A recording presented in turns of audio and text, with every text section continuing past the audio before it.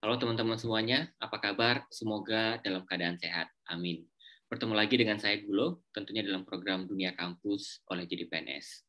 Kali ini kita akan terbang ke Singapura dan telah bersama kita salah satu anak muda kebanggaan Indonesia yang tengah menyelesaikan studi magisternya di National University of Singapore dengan beasiswa dari Lee Ka-shing Foundation Scholarship. Langsung aja kita sapa Mas Muhammad Pandito Pratama atau yang biasa disapa dengan Mas Pandito. Halo Mas Pandito, apa kabar? Halo, baik, alhamdulillah.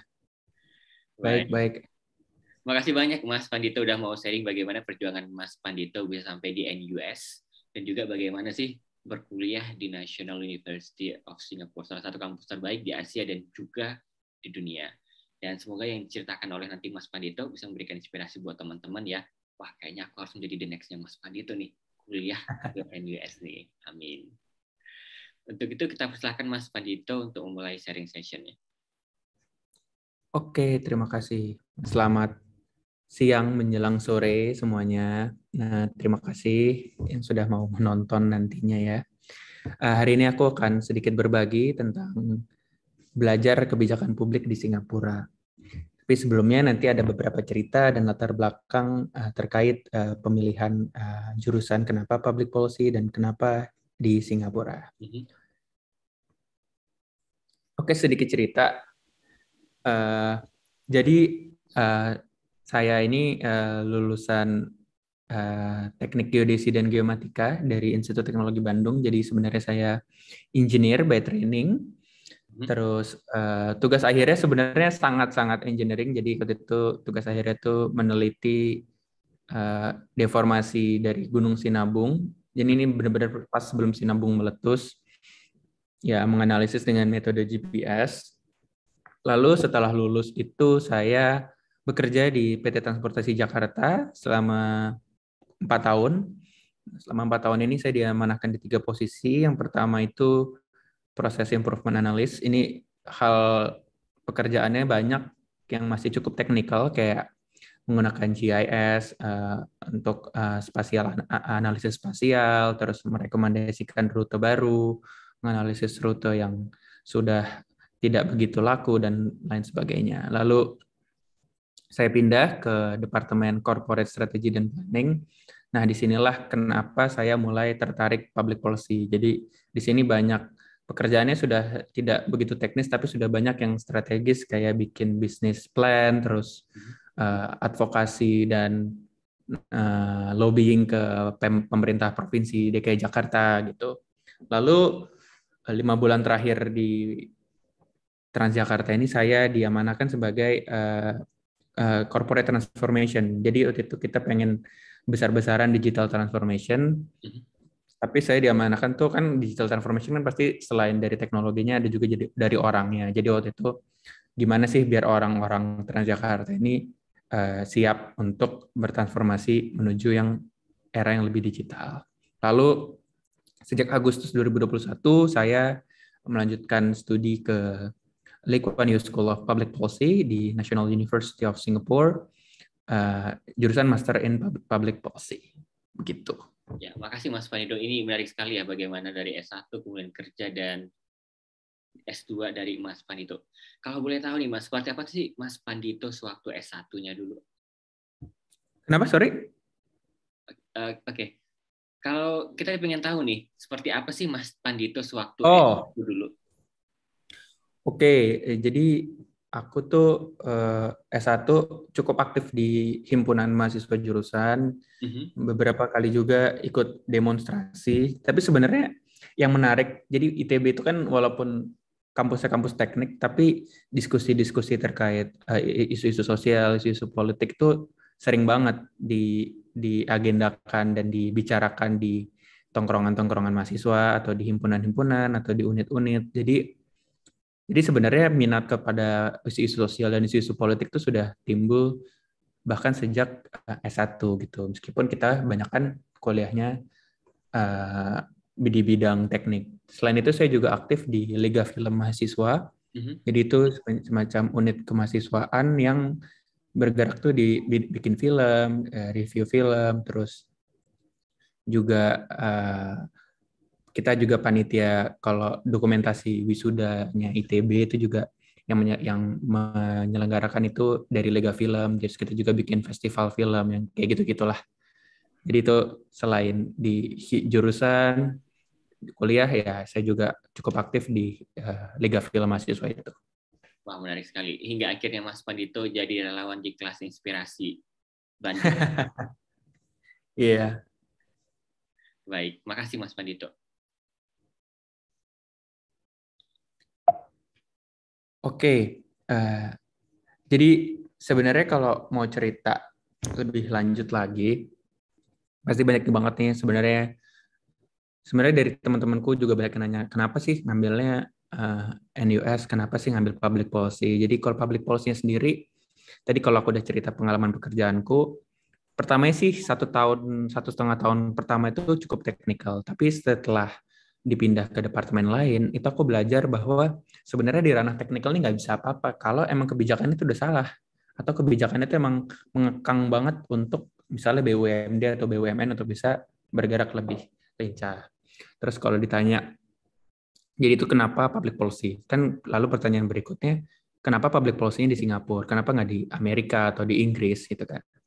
Jadi ini juga salah satu nilai yang ditawarkan oleh Lee Kuan Yew School adalah dia benar-benar menawarkan perspektif Asia. Jadi kalau kita lihat dari chart ini ya, GDP itu adalah produk domestik bruto atau gross domestic product. Jadi seberapa besar ekonomi atau produk yang dihasilkan dalam suatu negara dalam 1 tahun. Nah kalau kita lihat di sini, sejak 2010 tuh sebenarnya Asia ini yang coklat ya. Asia itu udah mulai menyusul Amerika dan Eropa. Bahkan kita bisa lihat kalau di Eropa itu angkanya sebenarnya stagnan di angka 20.000. Jadi kalau kita bisa lihat sebenarnya ekonominya itu sudah berkembangnya itu sudah sangat incremental, sudah sangat kecil. Tapi sementara Asia itu masih banyak banget negara-negara berkembangnya dan negara-negara yang sekarang sudah jadi majunya. Dan menarik banget untuk kita bisa meraih pasar-pasar tersebut dan mengerti bagaimana cara kita penetrasi dan membuat kebijakan terhadap pasar-pasar tersebut untuk bisa ikut dalam perkembangan yang sangat pesat ini. Nah, nggak banyak sebenarnya yang kampus-kampus itu yang bisa menawarkan perspektif Asia. Mungkin sebenarnya di Cina juga mungkin ada banyak juga ya kayak Tsinghua dan kayak misalnya Peking University. Cuman Singapura ini kayak semacam melting pot kayak gitu sih. Jadi cohort aku juga banyak itu dari India, dari Cina, dari Jepang. Kayak mereka di sini untuk saling mengkritisi kebijakan pemerintah masing-masing, mendiskusikan kebijakan pemerintah masing-masing. Jadi itu sih. Karena kalau aku dapat cerita dari teman-teman yang di US dan di Europe, mereka sangat sangat western centris banget studi case-nya dan perspektifnya. Jadi kadang-kadang ketika kita balik ke Indonesia tuh suka bingung. Ini beda nih menerapkan di negara barat dan menerapkan di negara berkembang kayak Indonesia dan budaya Asia itu sangat beda kan. Jadi kadang-kadang suka ada gap di situ. Nah, berikutnya juga, nah ini ada beberapa chart dari PwC yang cukup menarik sebenarnya. Jadi 2016 Cina tuh udah at PPP ya, jadi purchasing power parity. Jadi kan harga di Cina dan harga di Amerika kan sebenarnya berbeda ya. Jadi ini GDP-nya sudah di-adjust terhadap purchasing power parity instead of nominal yang nilai angkanya langsung gitu. Nah, kita bisa lihat di sini di kiri itu negara Asia paling cuma apa sih? Cuma India sama Cina gitu kan. Sama Indonesia. Tapi sekarang rankingnya itu naiknya pesat banget. India itu 2050 diprediksi jadi kedua, Indonesia itu diprediksi jadi keempat. Terus kalau kita lihat juga di yang paling kanan, ini ada E7, dia nyebutnya E7 dan G7. E7 di 1995 itu cuman setengahnya ekonomi dari G7. 2015 mereka udah sama. Nah, 2040 diprediksi E7 ini bakal 2 kali lebih besar daripada G7. Nah, untuk ngerti hal-hal kayak gini itu menurutku kita perlu ngerti gimana sih sebenarnya cara politik di Cina itu bekerja, gimana sih cara politik di Jepang tuh bekerja, gimana sih cara politik di India itu bekerja, apa sih pertimbangan rasional, apa sih pertimbangan ideologis orang-orang Cina, orang-orang India, orang-orang Indonesia ketika mengambil keputusan di kebijakan publik gitu. Nah, kalau udah mulai cerita ke kampusnya, jadi sebelum itu aku baru menjelasin sebenarnya Lee Kuan Yew School of Public Policy ini lokasi kampusnya berbeda dengan NUS main campus. Jadi National University Singapore itu di sini nih, jadi di kiri bawah di daerah yang namanya Kentridge, sementara Lee Kuan Yew School of Public Policy ini cukup di tengah ya. Dan kampusnya itu berada di Singapore Botanic Gardens. Jadi kalau kita mau dari MRT ke kampus itu pasti ngelewatin Singapore Botanic Gardens, kayak kebun raya Bogornya gitulah di Singapura.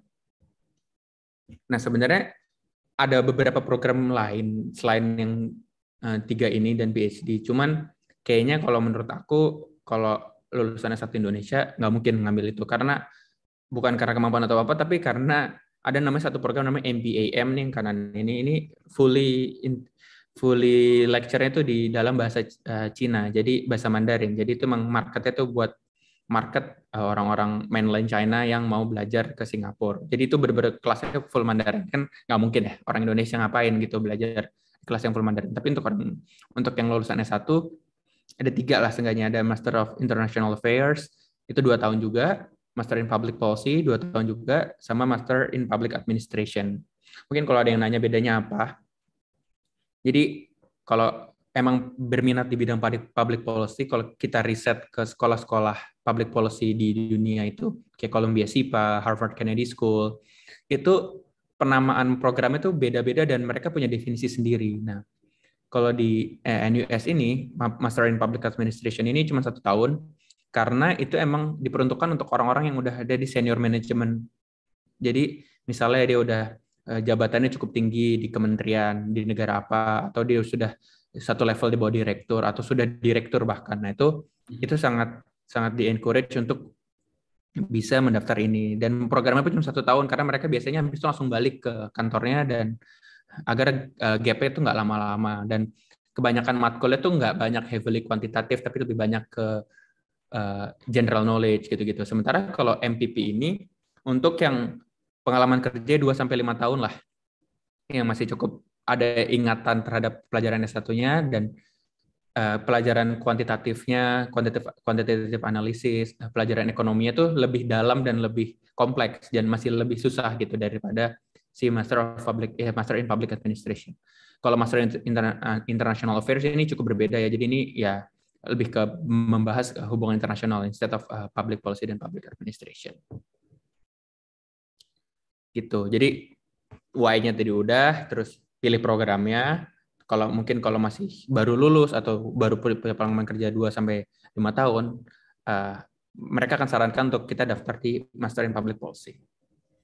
Nah, kalau untuk saya syarat-syarat IELTS dan lain-lain itu sudah template ya. Maksudnya ya itu silahkan dicek di kampus, website kampusnya. Seingatnya aku minimal IELTS-nya 7. Tapi kalau S1-nya misalnya di kampus luar atau di kampus internasional bisa dihilangkan syarat tersebut. Terus ya ada syarat transkrip dan lain-lain. Terus tidak ada biaya pendaftaran. Nih ini yang sering ditanya juga nih, kayak jadi NUS ini cukup generous, jadi mereka nggak ada biaya pendaftaran, beda sama kampus-kampus di US yang pendaftarannya itu udah biayanya udah tinggi banget, yang kadang-kadang belum dapat beasiswa tapi udah suruh harus ngeluarin uang cukup besar, plus mesti IELTS juga kan, mesti GRE juga yang harganya itu juga udah berkali-kali lipat. Jadi di sini nggak ada, dan GRE optional, kalau emang udah tes GRE silahkan dimasukin, tapi kalau nggak ya nggak perlu gitu. Essay-nya juga cuma 2, simple, tapi justru karena kata-katanya ini sangat terbatas ya.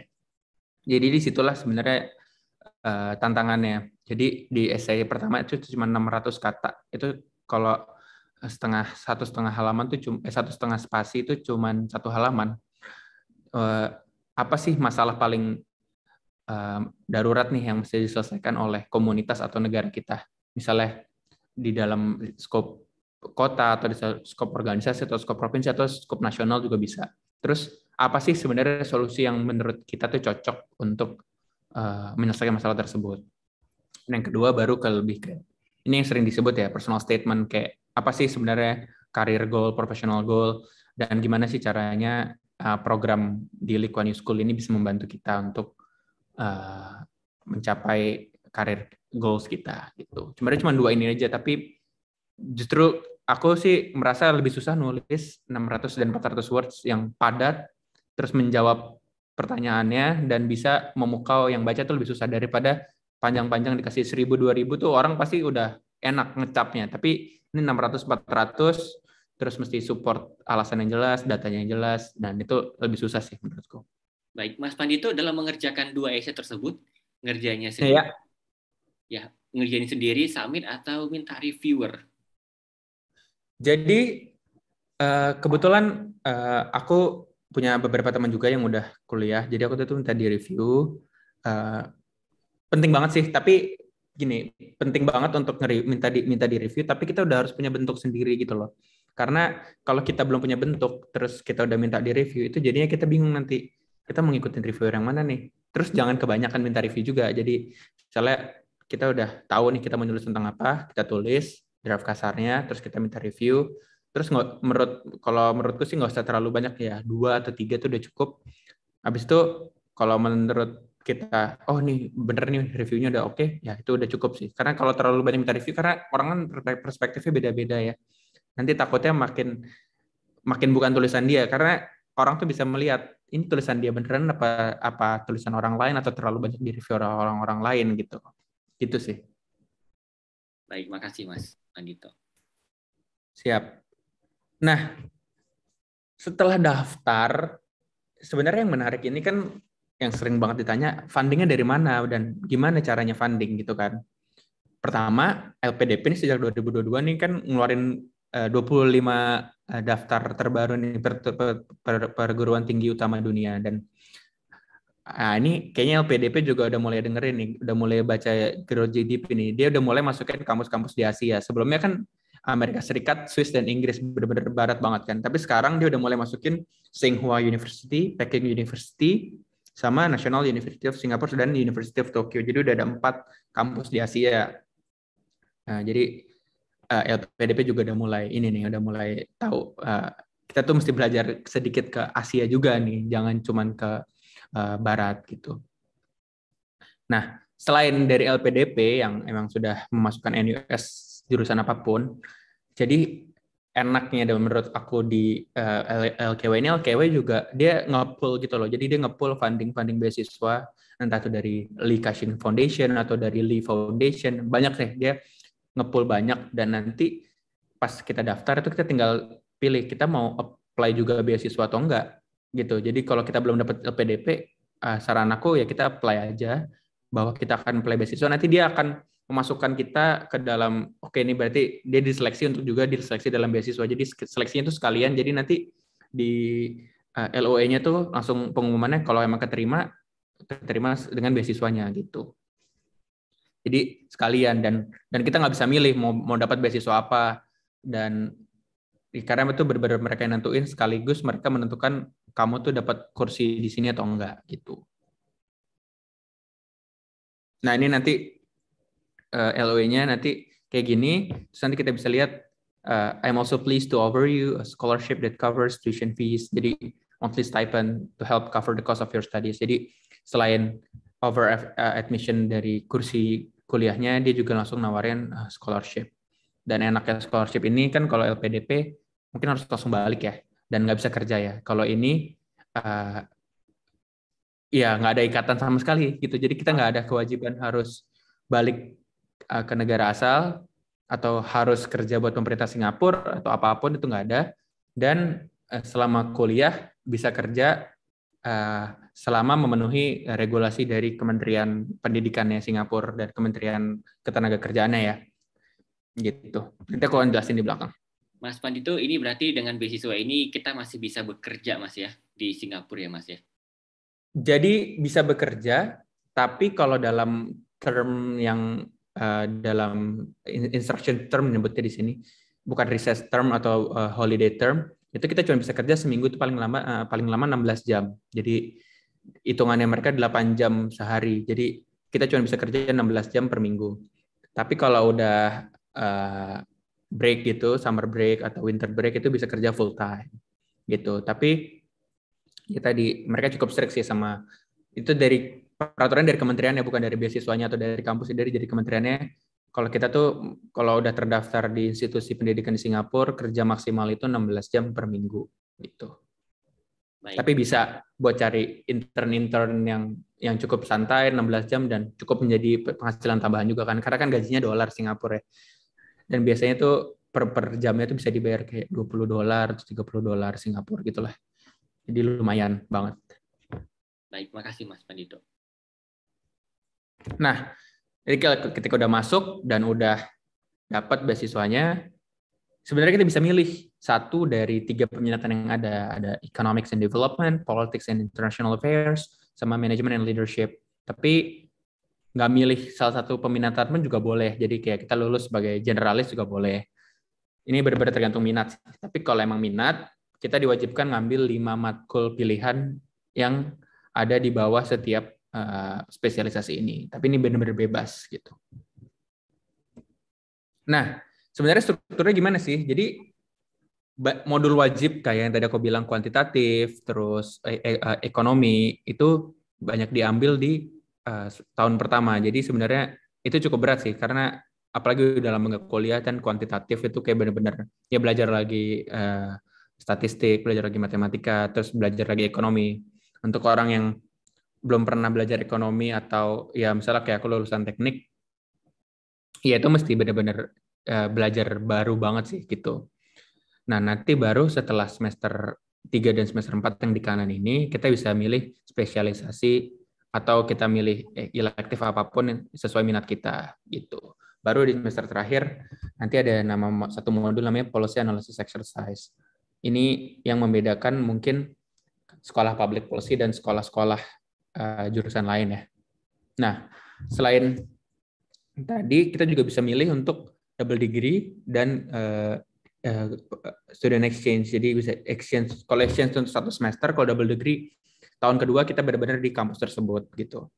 Ya, ini ada partner-partnernya Lee Kuan Yew School, bisa ke NUS juga Business School atau NUS Law School, atau bisa ke Sciences Po atau ke Columbia SIPA atau U Tokyo. Kalau mau exchange bisa ke Jerman, bisa ke LSI, tergantung kita milihnya apa. Tapi kalau aku sendiri, karena aku udah pengennya belajar di Singapura, jadi aku nggak mau karena aku maunya belajar elektif-elektif yang dari LKY School, jadi aku nggak memutuskan untuk nggak ikut exchange atau double degree, karena ya udah pengennya belajar tentang elektif-elektif. Karena tadi kan kalau lihat semester 1 tahun pertama tuh cuman matkul-matkul wajib ya, belum belajar elektif-elektifnya. Nah, ini PAE tadi. Jadi instead of kita disuruh bikin tesis atau riset, kita disuruh benar-benar cari klien, terus kita bikin grup sama satu cohort kita, cari klien, terus tanya kliennya punya masalah apa, terus kita bidding mereka, terus nanti kita disuruh menyelesaikan permasalahan tersebut dan dipresentasikan gitu. Dan ini benar-benar nyari klien real gitu loh. Jadi kayak ini salah satu past projects-nya nih. Kalau bisa dilihat nih, granting refugees in Malaysia access to legal work. Terus kayak misalnya India, designing impact bonds in India, innovation in development finance. Jadi kayak benar-benar disuruh nyari klien, terus karena ini walaupun tadi PA terdaftar di semester 2 tahun kedua, ini sebenarnya udah mulai dari semester 3. Jadi benar-benar nyari klien, nanti kita analisis, kita cari data, kita bantuin mereka sebenarnya policy recommendation dari kita tuh kayak gimana sih gitu. Jadi benar-benar real banget sih untuk turun dan langsung handling klien. Wow, ini luar biasa sekali Mas. Ini langsung real case-nya ya Mas ya? Langsung real case-nya dan real client. Terus nanti kliennya juga pas kita presentasi final dia juga datang gitu. Wow. Gitu sih.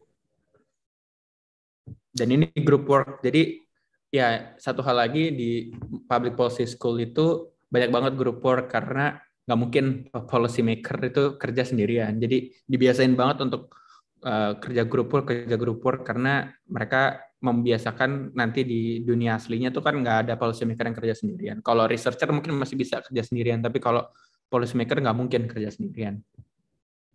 Nah, yang unik di NUS ini skalanya tuh bukan 4 ya IPK-nya, tapi 5 gitu. Jadi eh, ini udah common sih. Jadi kalau ditanya berapa sih IPK-nya tuh ya ini skalanya 0 sampai 5 gitu.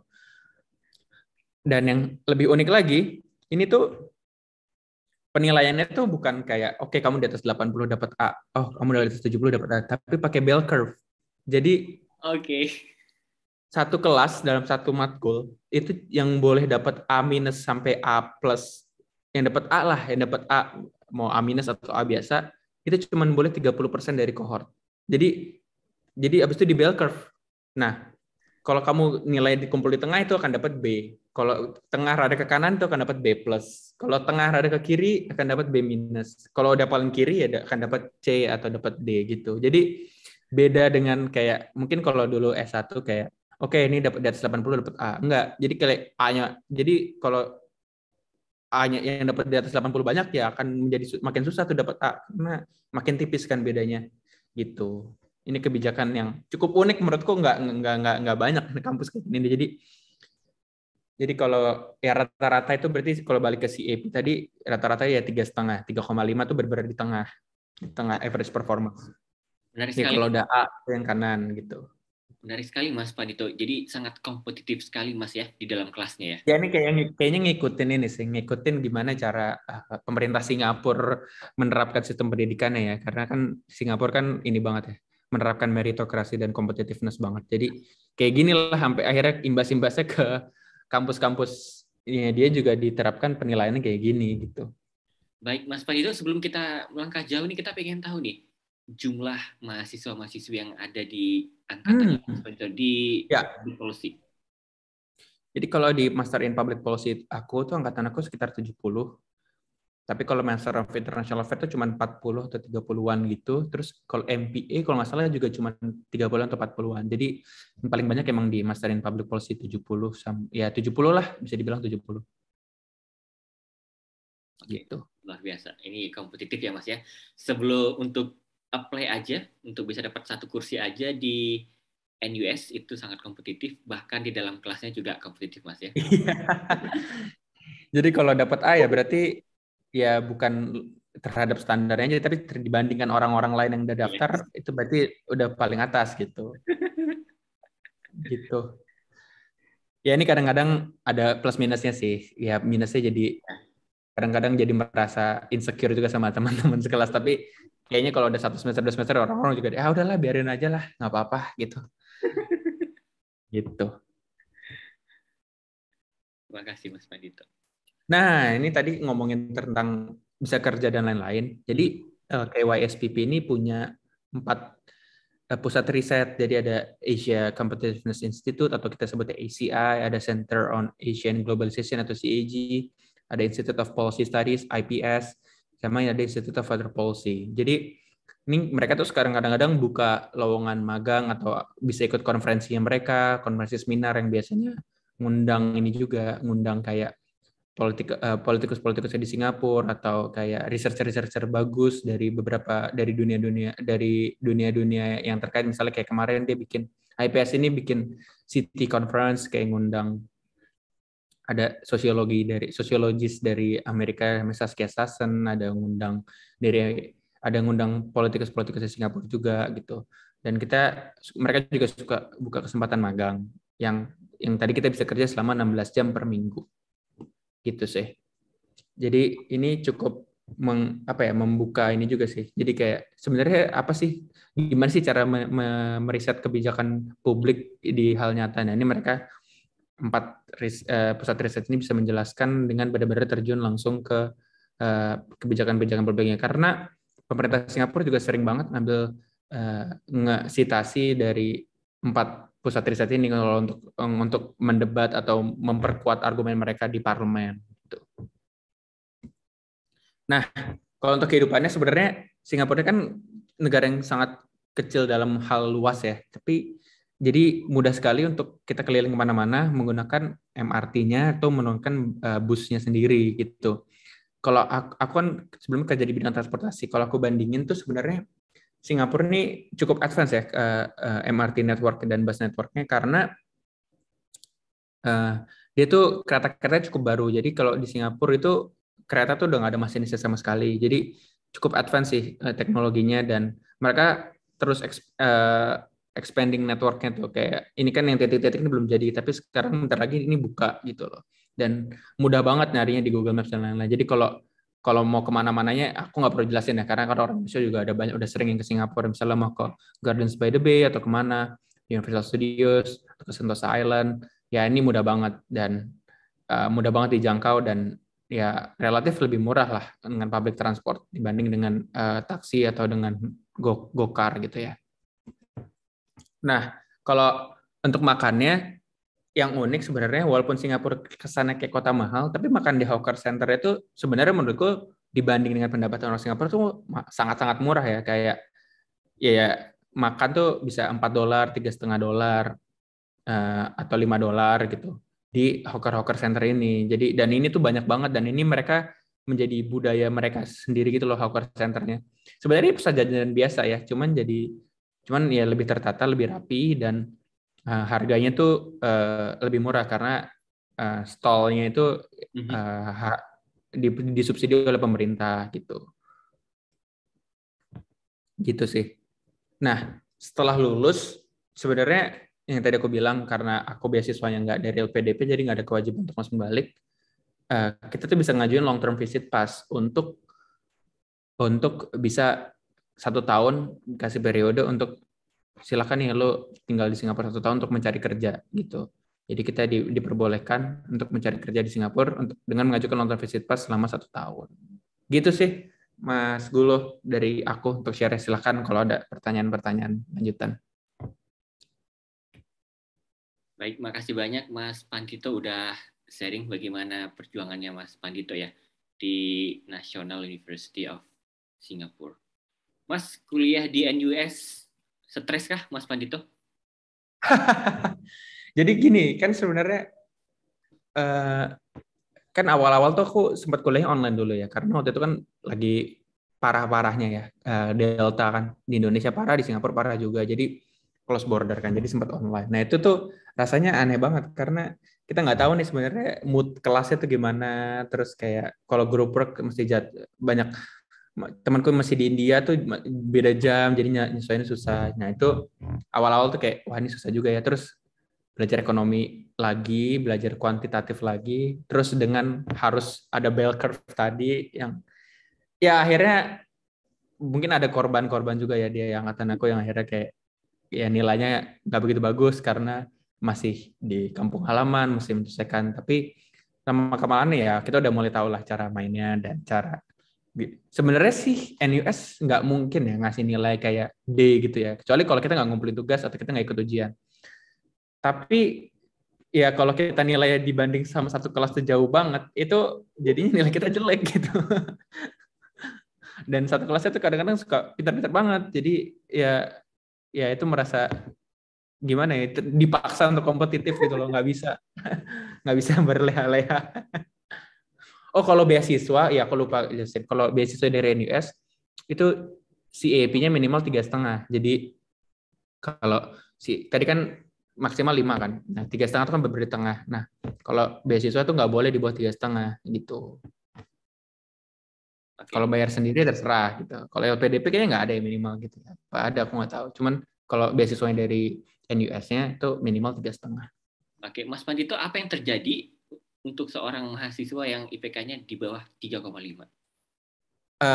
Dia nggak serta-merta di ini sih, nggak serta-merta langsung dikeluarin ya, karena kan ngeluarin mahasiswa itu kan juga berat ya. Tapi mereka akan dikasih surat peringatan gitu sih. Surat peringatan, kalau IP-nya di bawah 3,5 lagi semester depannya, aku nggak tahu nih. Karena kan aku juga belum semester depannya nih. Tapi mereka benar-benar keras sih, maksudnya mereka habis itu langsung ngeluarin email ke mahasiswa tersebut dikasih peringatan, dan diharuskan untuk mencapai IPK kumulatifnya itu nggak boleh di bawah 3,5. Jadi misalnya sekarang IPK ku 3 gitu ya misalnya.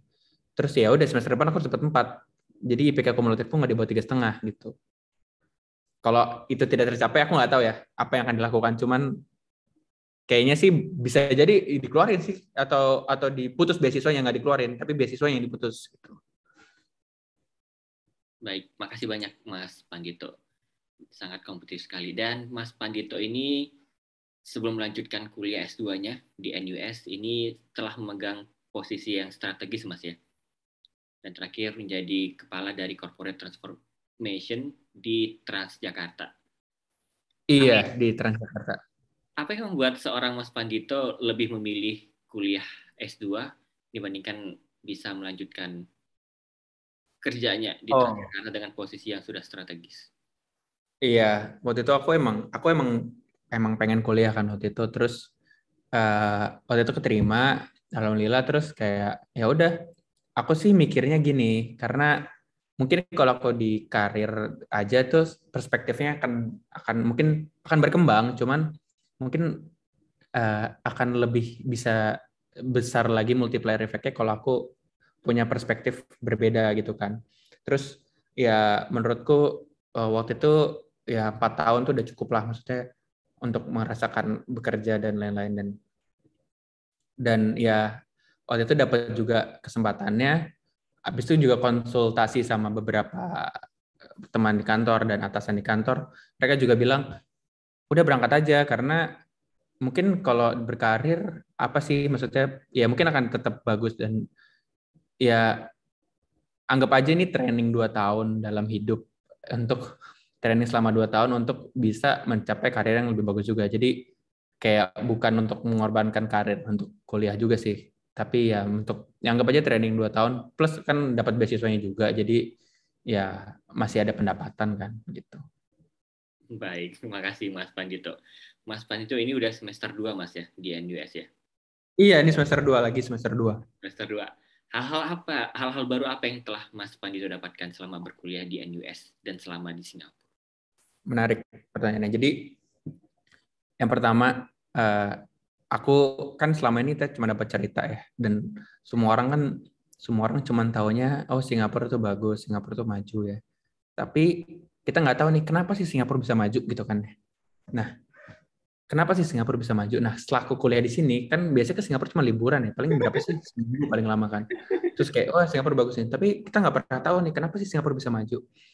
Itu tuh sebenarnya banyak banget kebijakan-kebijakan mereka tuh yang cukup, kalau dilakukan di negara lain mungkin kontroversial dan tidak cocok dengan negara barat. Kayak misalnya kayak mereka punya perumahan perumahan rumah susun dan rumah publik gitu kan. Itu perumahannya itu ada kuota ras gitu loh. Jadi kita nggak bisa nih satu gedung rasnya Cina semua atau rasnya Melayu semua atau rasnya India semua. Itu harus mixnya harus dipertahankan gitu. Itu satu. Yang kedua, orang Singapura itu ini banget, apa ya, efektif banget kalau kerja beneran deh. Jadi kayak kalau aku kerja sama temanku yang dari Singapura itu, wah ini orang efektif banget kalau kerja, dan itu bisa hampir seragam gitu loh semua orang, kayak kok bisa kayak gitu semua gitu loh. Mas Pandito maksudnya efektif banget tuh bisa diberikan contohnya Mas? Sebenarnya bisa dibilang pragmatis juga. Jadi kayak mereka tuh kayak oke, yang ditanya sama dosennya apa, yang ditanya dari pekerjaannya apa, udah kita nggak usah riset ini buang-buang waktu, kita langsung kayak gini gini gini gini gini aja. Dan kayaknya itu yang kebawa sih sampai mereka kerja dan ya, dan kehidupan kehidupan bekerja mereka tuh jadinya kayak gitu gitu. Dan kayak misalnya kan Mas Guru jadi PNS nih ya, misalnya PNS. Nah, PNS Singapura itu kalau aku bisa bilang itu, kalau bukan yang paling ya, itu salah satu pekerjaan yang paling kompetitif di Singapura. Kenapa? Karena PNS Singapura itu setiap tahun itu di assess, dia tuh sebenarnya karirnya tuh di akhir karirnya itu bisa sampai jabatan apa. Misalnya bisa jadi sampai permanent secretary, atau di Indonesia tuh dirjennya gitulah. Bisa nggak sih ini orang sampai dirjen sebenarnya? Jadi pas masuk di tes tuh setiap tahun tuh dia di assess terus. Jadi PNS di Singapura itu salah satu pekerjaan yang paling kompetitif di Singapura. Jadi nggak bisa tuh PNS yang kalau aku nggak mau terlalu kompetitif lah menjadi PNS aja. Wah nggak bisa. Di Singapura PNS itu yang kerjanya yang tadi di assess setiap tahun. Jadi ya kalau nggak kamu akan karirnya gitu-gitu aja, dan bisa jadi mereka kick out kamu gitu. Karena ya PNS ini yang salah satu pekerjaan yang paling kompetitif di Singapura gitu. Oke, bisa aja meng-kick off ya Mas ya. Tidak seperti Indonesia Nah, sangat susah sekali ya untuk kick off ya. karena karena mereka tuh mikir, karena kalau PNS tidak kompetitif, negara tidak akan kompetitif. Kalau negara tidak kompetitif, ini siapa? Gimana cara kita tetap bisa survive gitu kan? Mungkin kalau Indonesia beda ya, karena kan kita punya sumber daya alam yang banyak. Singapura kan nggak punya sumber daya alam. Kalau mereka tidak kompetitif, ya udah bubar negaranya gitu. Menarik sekali. Jadi ada tambahan informasi dan pengalaman Mas ya, bagaimana kehidupan seorang PNS di Singapura? Oh ya. Ya karena aku kaget juga karena ya karena teman-temanku yang dari negara lain juga kayak dari India gitu, ya mirip PNS-nya juga banyak yang tipe-tipenya yang kayak oh ini birokrat banget, tapi di Singapura ini beda gitu. Baik, makasih Mas Pandito. Mas Pandito, apa pesan yang ingin Mas sampaikan kepada teman-teman yang ingin kuliah ke luar negeri, khususnya ke National University of Singapore? Kalau aku sih ke kuliah negeri, pertama why-nya dikuatin dulu sih. Jadi jangan pengen langsung berangkat kayak misalnya oh, baru S1 nih terus kayak gue pengen keluar luar negeri, ada pengen ngerasain tinggal di luar negeri. Menurutku jangan kayak gitu. Itu pertama. Karena kalau emang bisa berkarir, itu berkarir dulu. Kecuali kalau emang kita mau jadi researcher gitu ya, yang kayak dari kuliah S1 udah ngeriset terus-terusan, terus emang mau langsung lanjut itu mungkin bisa ya langsung. Tapi kalau emang lebih praktis kayak misalnya lo mau belajar MBA atau public policy, kerja dulu karena perspektifnya orang yang sudah bekerja itu jadi lebih matang ya. Jadi ketika di kelas public policy, apalagi public policy aku ngerasain banget orang yang baru bekerja 1 tahun atau baru cuma pernah magang sama orang yang sudah bekerja 3 tahun sampai 4 tahun itu pendapatnya di kelas tuh beda banget. Kalau dia bisa membantah kayak dosennya, enggak itu teori kayak gitu tuh nggak akan jalan tuh kalau kalau kalau kita di dunia nyata itu teori doang. Jadi gimana nih sebenarnya praktisnya gitu. Kita akan bisa mudah mendapat kayak gitu. Sementara orang yang langsung S1 lalu S2, apalagi kuliah S2-nya adalah mata kuliah kayak public policy atau MBA itu nggak akan kebayang karena mereka kan nggak pernah tahu dunia nyatanya kayak gimana gitu sih.